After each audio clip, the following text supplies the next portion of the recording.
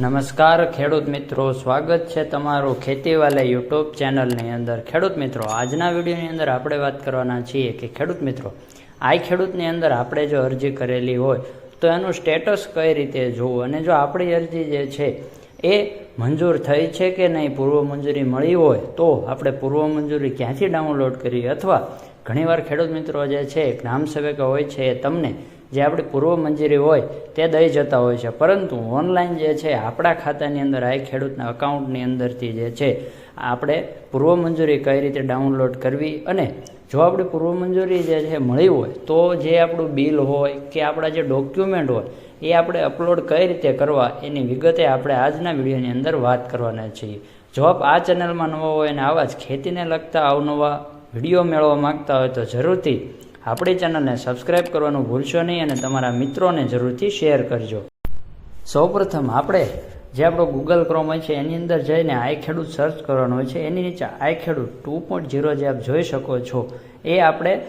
જે જોઈ શકો છો એની ઉપર ક્લિક કરવાનું રહેશે। એટલે તમારી સામે જે આ પ્રકારનો આવશે એની અંદર જે પહેલી લિંક દેખાય એની અંદર તમારે જે છે ક્લિક કરવાનું રહેશે, અને ક્લિક કરશો એટલે તમારી સામે આ પ્રકારનું ઇન્ટરફેસ આવશે જે આપ જોઈ શકો છો। એ રીતે એની અંદર આપણે જે લોગિનનો જે ઓપ્શન આવે છે ઉપર, જે આપણે આ જે બધી આખું ઇન્ટરફેસ છે ઉપર જે આ લોગિનનો ઓપ્શન છે એ લોગિન ઉપર ક્લિક કરશો એટલે તમારી સામે આ પ્રકારનું જે આપ જોઈ શકો છો એ રીતનું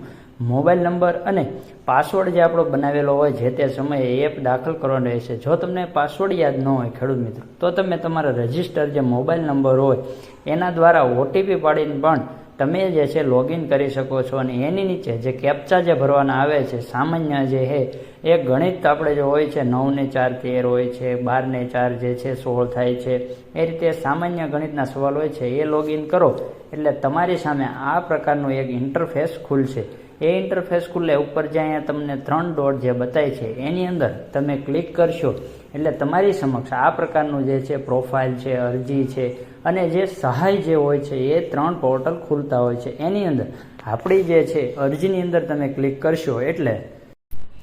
આ પ્રકારેની જેટલી તમે જે અરજી કરી હશે એ જે એક્શન છે, સ્થિતિ છે, અરજીનો ક્રમાંક, ઘટકનું નામ જે હોય છે એ જેટલી તમે અરજી કરી હોય એ પ્રમાણે લાઇનમાં તમારા જે મોબાઈલ નંબર દ્વારા તમારા ખાતાની અંદર જે અરજી થઈ હોય એનું લિસ્ટ આપ જોઈ શકો છો, એ પ્રમાણે તમારું સામે આવશે। એની સામે અલગ અલગ આપણે જે ઓપ્શન જોઈ શકો છો, સેન્કશન છે, સબમિટેડ છે, ડ્રાફ્ટ પેન્ડિંગ છે। એવી જ રીતે ખેડૂત મિત્રો, જો તમારે ડોક્યુમેન્ટ અપલોડ કરવાનો હોય તો આપ જે આ સેટિંગનું ચિહ્ન દેખાય છે એની માથે તમે ક્લિક કરશો એટલે તમારી સામે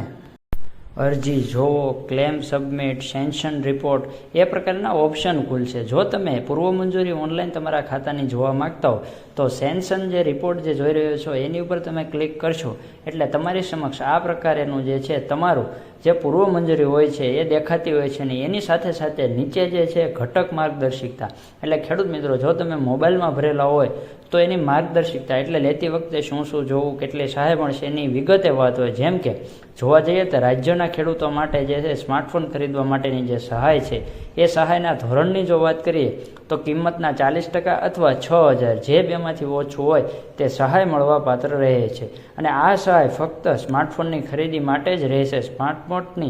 સ્માર્ટફોનની માટેની અન્ય એસેસરી જેવી કે બેટરી બેકઅપ ડિવાઇસ, ઇયરફોન વગેરે જેવા સાધનોનો આની અંદર સમાવેશ ખેડૂત મિત્રો થતો નથી। આ યોજનાનો લાભ રાજ્યમાં જમીન ધારણ કરતા ખેડૂતોને મળવાપાત્ર છે। પૂર્વ મંજૂરીના આદેશની તારીખથી 30 દિવસની અંદર સ્માર્ટફોન જે છે એ ખરીદવાનો રહેશે। નિયત સમયમાં સ્માર્ટફોનની ખરીદી કર્યા બાદ અરજદારે ખેડૂત પોર્ટલ ઉપર સહી કરેલ અરજીની પ્રિન્ટઆઉટ અને માગેલ જે સાધનિક જે કાગળિયા હોય છે એ અપલોડ કરીને ગ્રામ સેવકને અને જે તે કચેરીની અંદર જમા કરવાના હોય છે। અને આ જ રીતે જે છે કઈ રીતે તમારા ખાતાની અંદર પૈસા જમા થશે એનું જે આપણે પૂરી ડિટેલ જે હોય છે એ આપણી જે પૂર્વ મંજૂરી હોય છે એની અંદર તમારા ઘટકવાઇઝ એની અંદર આપેલી હોય છે। તો આ હતી એક પૂર્વ મંજૂરી જે સેન્શન રિપોર્ટ છે એની વાત છે। હવે વાત કરીએ જો તમને પૂર્વ મંજૂરી મળી ગઈ તો એની અંદર જો ડોક્યુમેન્ટ સબમિટ કરવાના હોય તો એની અંદર જે આ ક્લેમ સબમિટ છે એની ઉપર તમે ક્લિક કરશો એટલે તમારી સમક્ષ આ પ્રકારના જે છે એ બધા ડોક્યુમેન્ટ અપલોડ કરવાનું આવશે,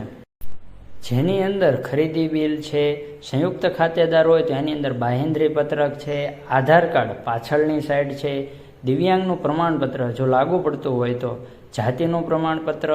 આધાર કાર્ડ ફ્રન્ટ એટલે આગળની સાઈડ જે આપણું આધાર કાર્ડ આગળ પાછળની સાઈડ હોય છે એમાં આગળની સાઈડ બેંક પાસબુક અથવા કેન્સલ ચેક છે, 7/12/8ની નકલ, આ પ્રમાણેના જે ડોક્યુમેન્ટ છે એ તમારે અપલોડ કરવાનું હોય છે. વાત કરીએ તો અપલોડ કઈ રીતે કરવું, તો ખરીદી બિલની જો વાત કરીએ તો આપ જે જોઈ શકો છો એ એરો જે છે એની પર તમે ક્લિક કરશો એટલે તમારી સમક્ષ આ સામે એક કેમેરો અને ફાઇલનો ઓપ્શન આવશે. જો તમે કેમેરા જો હોય એટલે કે લાઈવ તમારી પાસે ડોક્યુમેન્ટ હોય અને ફોટો પાડીને અપલોડ કરવા માંગતો હોય તો આ કેમેરાનું ઓપ્શન દબાવવાનું છે. અને જો તમારી અંદર ગેલેરીની અંદર પહેલેથી જ ફોટો પાડેલો હોય તો આ ફાઇલ્સની અંદર તમે ક્લિક કરશો એટલે તમારી ગેલેરી ઓપન થશે. એની અંદરથી જો પેલું ખરીદી બિલ છે તો એ એટેચ કરી દેવાનું છે અને ત્યારબાદ સંયુક્ત ખાતાની અંદર હોય તો ફરીથી અહીંયા ક્લિક કરશો એટલે ફરીથી તમારો કેમેરો અને ફાઇલ છે ઓપન થશે. એની અંદર સંયુક્ત ખાતેદારનો જે આપણો ફોટો પાડેલો હોય તો એ પછી આધાર કાર્ડની પાછળનો સાઈડ એ રીતે બધા જ ડોક્યુમેન્ટ તમારે સબમિટ કરી દેવાના હોય છે. બધા જ ડોક્યુમેન્ટ સબમિટ થઈ જશે. અને ખાસ ખેડૂત મિત્રો, આપ જે આ ડોક્યુમેન્ટ જે જોઈ શકો છો જેમ કે ખરીદીનું પાકું બિલ છે, આધાર કાર્ડ આગળની સાઈડ છે, આધાર કાર્ડની પાછળની સાઈડ છે, 7/12/8 છે, એની ખાસ ખેડૂત મિત્રો ધ્યાન એ રાખવાની છે કે જે તે જે આપણે અપલોડ કરવાનું છે એની અંદર કોઈ અન્ય બિલ સબમિટ ન થઈ જાય જે છે એનું ખાસ ધ્યાન રાખવું. જેમ કે જો વાત કરીએ તો ખરીદી બિલ જ્યાં આપણે અપલોડ કરવાનું છે એની જગ્યાએ આપણે જે આધાર કાર્ડ જો અપલોડ થઈ જાય અને આધાર કાર્ડની જગ્યાએ ખરીદી બિલ જે છે એ અપલોડ ન થાય એની ખાસ ખેડૂત મિત્રો તકેદારી રાખવી જોઈએ. જરૂર જણાય તો જરૂરથી એકવાર ઓપન કરીને જોઈને જાણીને અપલોડ કરવું જેથી તમને કોઈ અટકાયત ન થાય. ડોક્યુમેન્ટ સબમિટ થયા બાદ આપણે પહેલાં જે અહીંયા સેન્કશન બતાવતું હતું એ જગ્યાએ હવે ક્લેમ સબમિટેડ એવું તમને બતાવવામાં આવશે. અને ત્યારબાદ ખેડૂત મિત્રો જે તે તમારા ગ્રામ સેવક પાસેથી જેને છે વેરીફાઈ કર્યા બાદ જે છે એ યસ કરે ત્યારે તમારું જે છે આ સ્ટેટસની અંદર ક્લેમ સબમિટેડ એવું તમારી અંદર જે છે બતાવતું હોય છે એની જગ્યાએ ક્લેમ સબમિશન એવું બતાવશે. અને